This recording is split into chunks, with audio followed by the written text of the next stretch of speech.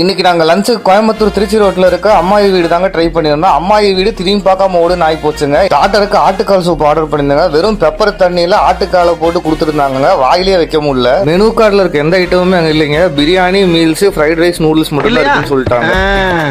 என்னையா நீ என்ன கேட்டாலும் தர, என்ன எது கேட்டாலும் இல்லைங்கிற.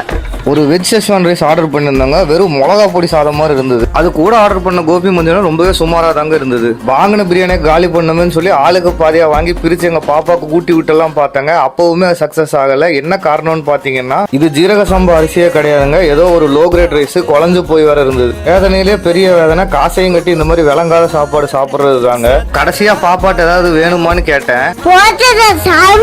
விளங்காத சாப்பாட்டுக்கு இந்த பில்லை கட்டும் போது இருந்த ஒரு ஃபீலிங்ஸ் இருக்கு பாருங்க. என்னடா நடக்குது இங்க? சரி, அந்த பில்லை கட்டிட்டு வெளியே வந்து பார்த்தாதாங்க தெரியுது அந்த ஹோட்டல்ல யாருமே வேலையில் இல்ல.